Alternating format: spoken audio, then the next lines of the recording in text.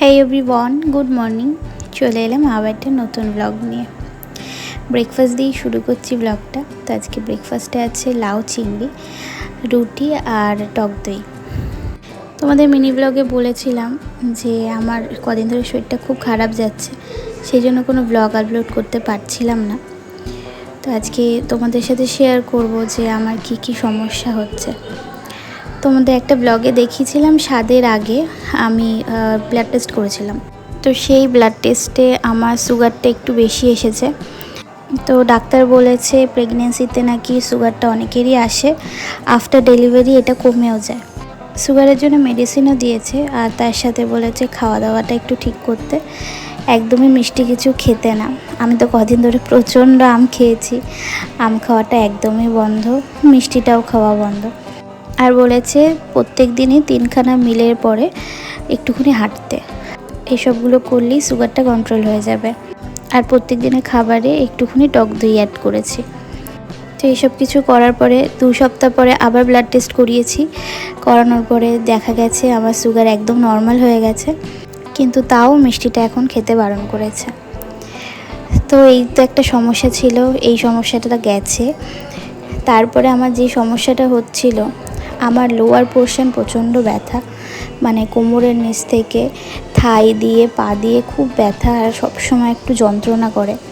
আর পায়ে ব্যথার জন্য হাঁটতেও খুব কষ্ট হয়। তো ডক্টরকে এইসবগুলো বলার পরে ডক্টর বলল এখন যত ডেট এগিয়ে আসবে এই সমস্যাগুলো হবে, এগুলো একটু সহ্য করে নিতে হবে।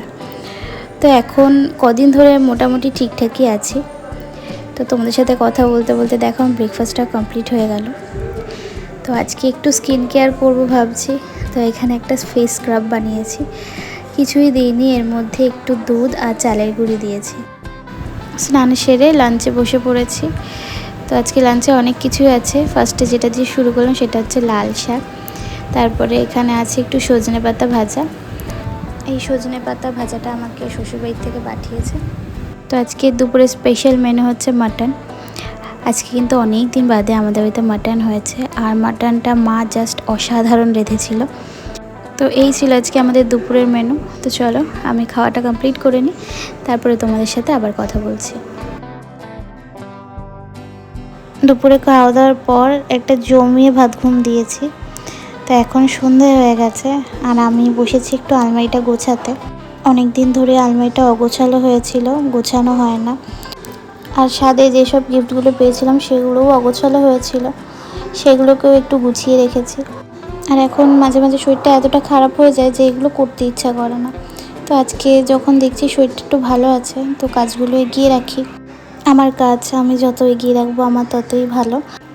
আর এখন এমন হয়েছে না যে শরীরটা ভালো থাকলেও কাউকে বলতে ইচ্ছা করে না যে আজকে শরীরটা একটু ভালো লাগছে, কারণ যেদিনই বলবো তার পরের দিন থেকে আমার আবার শরীর খারাপ শুরু হয়ে যায়। আমি রোজই জানো তো ভাবি ব্লগ দেব, ব্লগ শ্যুটও করি, কিন্তু মাঝপথে আর শ্যুট করা হয় না। ঘুম থেকে ওঠার পরে একটু ফ্রেশ ফিল করি, কিন্তু যত বেলা বাড়ে আমার যেন শরীরটা খারাপ হতে থাকে। তো এখন এইভাবেই দিনগুলো আমার কাটছে। আলমারি গোছানো অলমোস্ট ডান।